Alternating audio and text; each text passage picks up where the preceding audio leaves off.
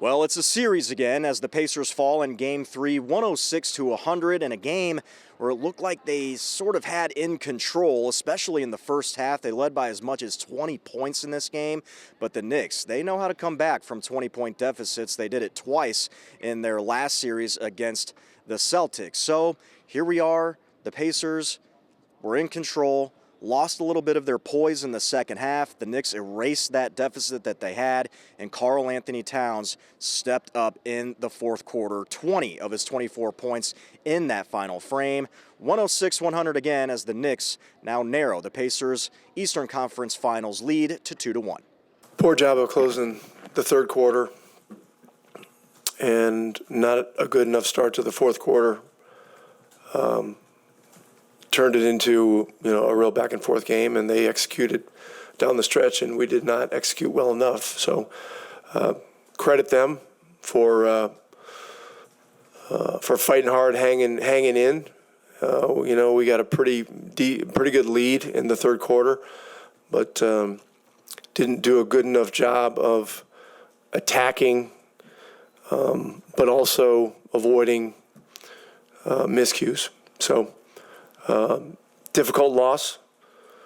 So we'll watch it tomorrow, and there are a lot of things we can do better. Rick, just 42 points for you guys in the second half. Why do you think your offense stalled to the extent that it did? Well, they had a lot of their better defenders in the game in the second half, and that makes it harder. And so, you've got to grind defensively to get rebounds, and there's a different element of grinding when you're going against their better guys. And so we're going to have to do better in a lot of those situations. And there were times we got good shots and just simply didn't hit them, and that's all part of this. Towns had 20 in just that fourth quarter. What went wrong defending him in that frame? Didn't do a good enough job. He's got a hair trigger, and you think you're close enough to him, and he just flicks the wrist, So he hit some threes. He got to the rim. He played great down the stretch. Aaron obviously goes down with the ankle injury in the third, comes back. I mean, what was kind of his situation, basically? What did he have to do to work through it? What kind of, shape is he in coming out of that? And I guess how much did that kind of knock everybody back on their heels a little bit when a guy like Aaron goes out? Yeah, it certainly is a factor. He went back to the training room, got it looked at, believe he got it retaped. He was doing things in the hallway to get moving again. And then I got the word that he was good to go back in, that he was moving without limitation at that point in time. And so rather than wait, decided the best thing to do is get him back in there so that, he didn't stiffen up anymore.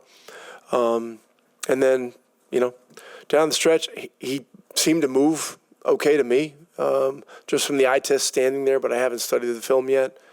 And obviously we'll know more tomorrow. What was your read on just how the team reacted to him being out, basically? I mean, it seemed like there was obviously a few minutes they had to come back in part because of that. Did it take everybody else a while to get used to him not being there and him being out? Well, I don't know what exact time was it that he got? 6:06 of the third. 6:06 of the third. Of the third, yeah. I mean, you lose a guy like that, it affects your ability to close a quarter. So maybe there's a factor there. But look, we're not going to make excuses. I mean, we've come back from big leads. We lost a lead today. Regardless of who's out there, we got to be able to attack better and do the things to maintain it and finish the game. We just simply did not execute as well as we needed to. They obviously played a lot more guys than they usually do. It went a lot deeper into that into their benches. How did you see those guys change things? Seeing some players that you haven't really seen very much in the series. Yeah, McBride got 3 fouls in the first quarter, I guess, and so that took him out of it. So, I don't know what their plan was coming into the game, but the guys that came in, they battled. They battled and did a very good job. And so, we gotta circle the wagons and do better. Rick, obviously you all defended Jalen Brunson better overall this game. What do you think led to that? And also towards the end, what do you think allowed him to kind of get over the hump still a little bit with 6 points over the last 77 seconds? Yeah, I mean, he's a walking basket. You know, he's just hard to guard. We're trying to make it hard on him. I don't know the entire sequence of everything down the stretch. He made one tough runner. You know, that's a wrong-footed contested two. I mean, it's a shot he makes. But look, they made plays and we didn't. You know, when it got to that point in the fourth quarter. So, you know, give them credit, and we gotta do better. Rick, specifically in that third quarter, what do you think allowed you guys to get a little out of kilter offensively in terms of not just running your offense, but trying to find Brunson, trying to get him into movement situations, or trying to get him because he has 4 fouls coming into the quarter? What kind of got away from you guys offensively? Yeah, I haven't looked at it yet. I don't know exactly. I do know that when we started building a lead and the crowd got into it, things got a little crazy. We had some back and forth kind of nutty plays with some turnovers and stuff like that. So much of playoff basketball is doing the basics really well, and in those instances, being able to keep a level of poise along with aggression. And so, I'll look closer at it, tonight. But clearly, we didn't do well enough in that area. Ty, you guys scored just 42 in that second half. What did you see as the reasons your offense stalled for much of that? We had some missed shots, 5 for 25 from 3. That's not ideal. I thought I got to watch film to really see our offensive processes, what they really were. Felt like we got kind of stagnant on that end, but we'll see where we can get better, watch film, and be ready to go for Game 4. What are you reading on the drives to decide to shoot or pass in this series? It felt like a lot of kickouts today. Yeah, I don't know, just trying to feel out the game, see who's rotating over, see who the rotations are. Obviously Mitch is their, main rim protector, so when he's coming over, just trying to make the right play. But yeah, I could definitely be better there. But again, I watch the film, see, my areas of improvement, see how I can get better for Game 4. 20 from Cat in that fourth. What do you think you guys need to do better against that? Yeah, I thought we probably fouled too much down there. And then, he's just a guy who flick the wrist. He can see over guys 7 foot, big dude. So, we got to get up and just do a better job of showing help in the gaps. But yeah, again, just something we'll watch film on and correct. Just, how much did you see things kind of change when AA went down? He obviously comes back, but I mean, at that moment when you see a guy, considering what he's done, especially in these playoffs, go down, how did that kind of shake people up? And do you think it took a while to kind of get past that? Yeah, obviously it's not ideal. He's been such a big part of what we do, and he is such a big part of what we do. So it's not ideal to see. So we'll see what happens, how he's feeling and all those things. But, he gutted it out for us, came through. We are definitely, AA is a big part of what we do. So, obviously not ideal.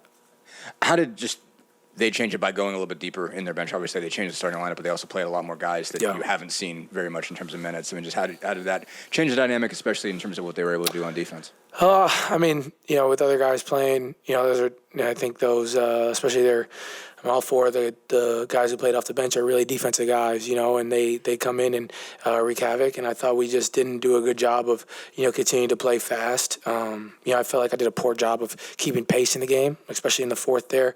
I felt like I was walking the ball up every play. So I know it's a big area of improvement for me. I already know that's what I'm going to see on the film most of the time. So just got to do a better job of keeping pace in the game. Obviously a 42-point half isn't us. So we'll see what we can do better there, and we'll improve on it. I guess, was there a read thing as to why you were walking up the floor more? Was there? I mean, you obviously always throw the ball up. You always want to. And was something that was telling you, it's a good idea to slow it down. Well, I think just trying to get guys in the right positions. I think down the stretch, a game like this comes down to 1 or 2 possessions. So just trying to execute the right way, get guys in the right spots. But yeah, it's definitely an area where I know when I watch film, I'm going to kick myself for. I'm already thinking about it, kicking myself for it. So, I think that's just part of it, and I got to be better there. Honestly, I think a lot of our offensive struggles in the second half were, due to me. So, I got to be better there, and I will be better in Game 4. We talked just about the half in general, but I guess what did you not like about especially late game stuff, and what stood out to you kind of, I guess, in the last few minutes when it's a shot-to-shot, possession to possession stretch? Yeah, I don't think our execution was great. I didn't do a great job of getting downhill and just making plays. I got to do a better job there. I think I'm relied on to do a lot down the stretch of games, get guys in the right positions. And I feel like I didn't do personally a great job at that. I think especially Pascal had it going there. Probably should have gotten the ball a little bit more. But I feel like we got some decent looks, but we can definitely be better there. Execution down the stretch, we can definitely be better, and that starts with me. So, you live with it, you watch film, and you get better, and you prepare for Game 4. Ty, being on the other end of like the tight game and kind of losing it this time, I guess what do you take away from it? And is there anything different? Like, do you look at the process or do you focus on the result? Like, how do you kind of look at it? Well, you got to focus on the result because it's 2-1. And that's a game that, we feel like we were in position to win and didn't do a good job in the second half. But it's always process. That's what it always is. Where can we get better? We feel like offensively we've had a great series thus far. I would say that was our first real bad half offensively. So we got to be better there. And then defensively, you hold that team like that to 106. That's you should win that game. So we got to. 100 points isn't us.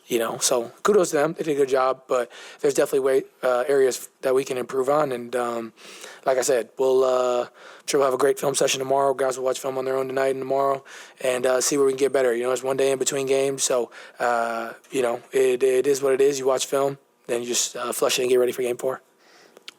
Ty, that third quarter specifically, you guys were up 15 for good stretches, but it never expanded. Yeah. In fact, it went down. Yeah, so yeah. specifically in those minutes, what do you think happened?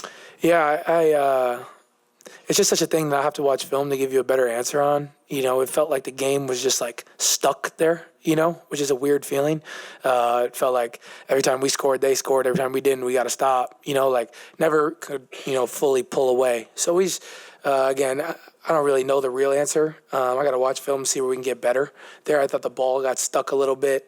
I felt like a lot of our turnovers came in the second half, which that could be wrong, right? I could be telling you the wrong thing, but I feel like we just did a better job of valuing the ball in the first half. It's something I got to watch film on, see where we can get better. But yeah, that third quarter was definitely a weird quarter where it was just we never really pulled away, and it just kind of stayed in that 13 to 15 range. And then McBride made some big shots there late in the quarter, and that kind of gave him some momentum. We got a big dunk there to make it a 10-point game, and we just didn't. And I don't think we started the fourth right, ended the fourth right, and that's the most important thing with quarters, especially in the playoffs. So it's a thing I have to watch film to give you a better answer on, but. Definitely a weird flow to it, and it's just part of it. You'll watch it, see where we can get better.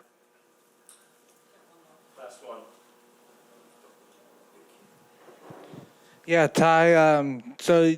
You actually won the turnover battle, but one of the biggest stats that jumped up to me is they had scored 22 points off of turnovers, and you guys have scored only 8. Yeah. And do you think that might be because of some of these defensive guys that kind of stopped you guys in transition, so those live turnovers didn't hurt them as much? Again, that's the thing I have to watch film on. I thought decision making probably wasn't the best, especially on my end. Had a couple bad turnovers there and in transition, missed the transition 3 on the right wing. Had the turnover, OG stole. So, I think we got to make better decisions there.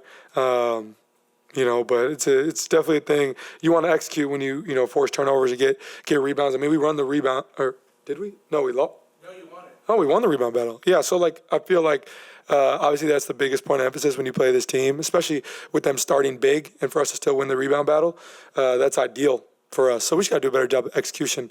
But again, I think offensively the ball probably got a little too stagnant. And granted, we didn't make shots. Make or miss league, you shot 20% from. Yeah, we got to shoot better from. We'll shoot better. That's not us. But you got to find ways to win, and we just couldn't do that today. So we'll see where we can get better. Watch film and be ready to go for Game 4.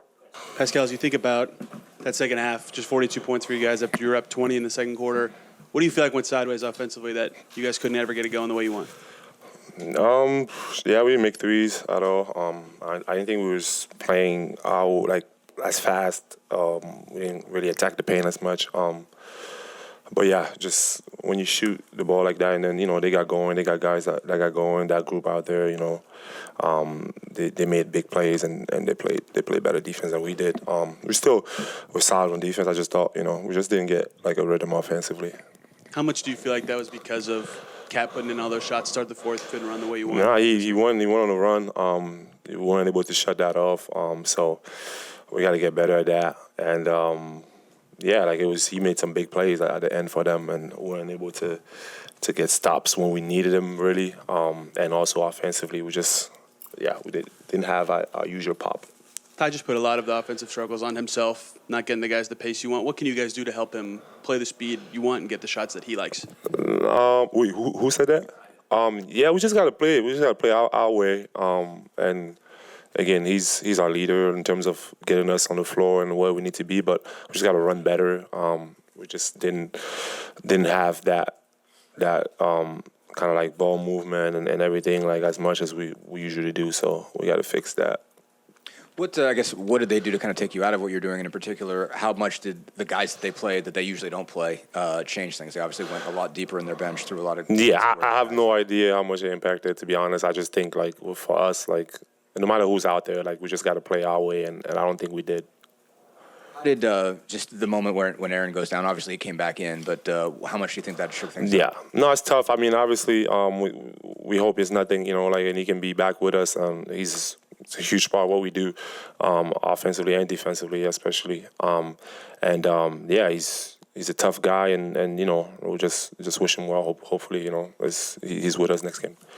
Pascal, when you're on the other end of the close game, I guess what do you take away from it, and how much do you focus on the result versus trying to get back to the process? I mean, yeah, they made some timely shots that we didn't, and the moments where we needed stops, we didn't get them. So it is what it is. We just gotta go back. Obviously, we're gonna watch film and figure out what we need to do better.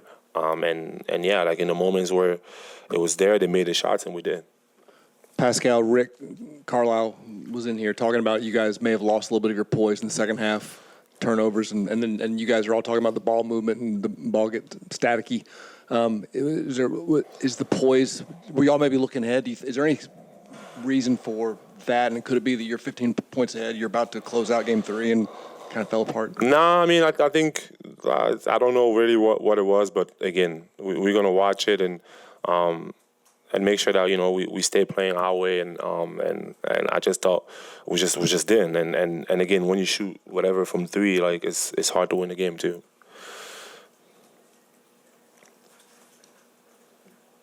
That third quarter in particular, you guys were up 12, 15 for most of the quarter, but you never really could expand that lead. What do you think was going on there? Yeah, I mean, we didn't make shots, and again, they made some timely like just buckets where like offensive rebound here, they get to kick it out at 3 or like whatever, like broken play, like they made the plays, the 50-50 ball. We just didn't, and at one point we just couldn't really get that extra lead that we needed. And yeah, like we just gotta get better, regroup and go back at it.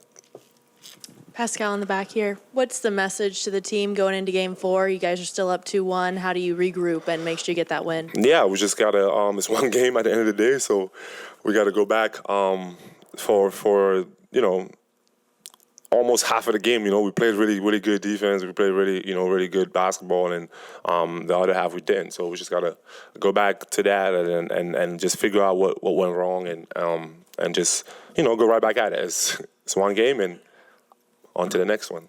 So Game 4 will be right back here Tuesday night. Tip-off again set for 8 o'clock. When we return, Tony East joins me from Locked On Pacers to go over more of how this one sort of slipped away from the Pacers. We'll be right back.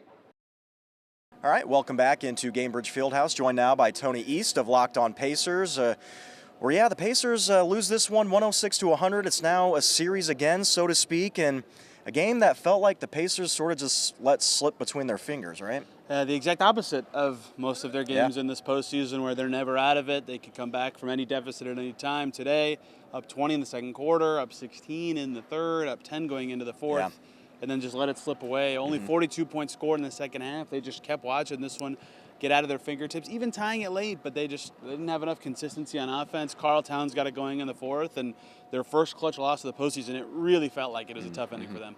And you think how the game was starting early on, the Knicks get in foul trouble, you're just like, this is setting up perfectly, but next thing you know, the Knicks are rolling out some players that they haven't really seen before, and not sure what you thought. Was that kind of a surprise to them, you think? Changed their starting five before the game, brought in two guys I don't think the Pacers had seen, and Delon Wright and Landry Shamet hardly in all in this series, and that depth worked. Those guys were positives throughout the game, and if that even played a small part in Karl Towns having just a little more juice to start the fourth quarter, it was a smart choice. They had to do it in some ways because of the foul trouble that Jalen Brunson was dealing with, and he came in late and put the game away. If he had any extra juice, perhaps that was important as he hit a clutch shot in the final minutes. You know, I don't know if it's a style that the Knicks like to do. History says they're more of a 7 or 8 player kind of team, but what they went to tonight worked, and it really bogged down the Pacers. Perhaps caught them by surprise, perhaps was just, you know, a symptom of the moment with all the foul trouble the Knicks were dealing with. Yeah, bringing up the 7 to 8 man rotation, I think it was Kenny Smith who said on TNT that Thibodeau wouldn't ever play 9 guys even on a baseball team. So, but yeah, so the Knicks get into their bag a little bit more in terms of depth, and Pacers that 20-point lead there. It was one of those. I mean, we were seeing alley-oop slams. You got Toppin and Haliburton just really driving the focus up here. And I think is it more you give the Knicks credit for just hanging in there, or is it something that we're unlikely have been seeing with the Pacers sort of maybe letting off the gas a little bit? It's always some of both. I think I would lean towards Knicks credit, just in the same way that the Pacers get the credit for their comebacks. You have to do a lot of things well to do that, and New York was down 20 a couple times against the Pistons of the first round, won those games, down 14 plus in all of the first 4 games of the Celtics series they just played, won 3 of those. They are good at this. Style is the wrong way to put it, but they're good at coming back from these large deficits. For some reason, they just stick to their style. They know their team well. When they get the size and physicality going on the defensive end, they're tough enough to score on. They can just slowly but surely chip into these things, and that's exactly what happened today. They do obviously deserve a lot of credit for that. The Pacers, though, said it themselves post-game. They got out of their pace. They couldn't quite get to the same lineups after Aaron Nesmith got hurt in the game, and it just all kind of kept crumbling slowly and surely. And they do deserve a little bit of blame for that, even though I think more credit goes to the Knicks. That was my next question there was Nesmith, and of course he came back in, but heading into Tuesday, what's the impact if he's unable to go? How does that affect just everything with this team? Massive. I mean, he couldn't miss in the Garden this series. His defense is wonderful, right? He's been such an improved player, especially on the offensive end for this Pacers team. You saw immediately that a little bit of shell shock as he goes out. They miss him. They turn to Ben Shepherd, who's had a nice series, and then they go to Mathurin, and it just all kind of slowly wasn't there. He did come in late, but you could see him after the game, a tiny bit of a limp. He didn't want to put a lot of weight on it. It's hurting. It's the playoffs. I'm sure in a regular season game that might not have been a situation where he comes back in and plays at all, but a tight game in the fourth. They got to try. They got to go for it, and you never know how the swelling's going to go. If they miss him, they're missing one of, if not their best catch and shoot guys, a very good defender. He's been the matchup on Brunson the whole series, right? It's a huge loss if he can't go, and potentially a series-changing one.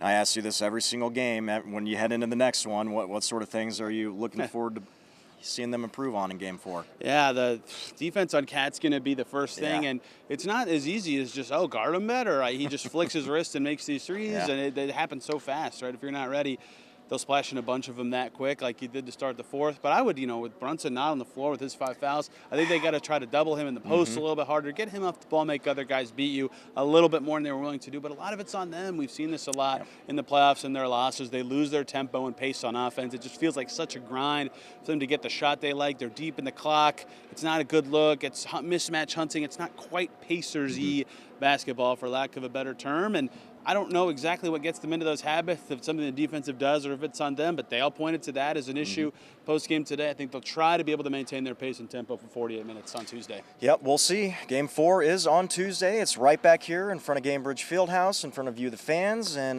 tip-off will once again be 8 o'clock. And, of course, we're going to have all the pregame coverage leading up to that game on 13 Sports, as well as right here on WTHR+. For Tony East, I'm Eli Gain at Gamebridge Fieldhouse. Have a good day.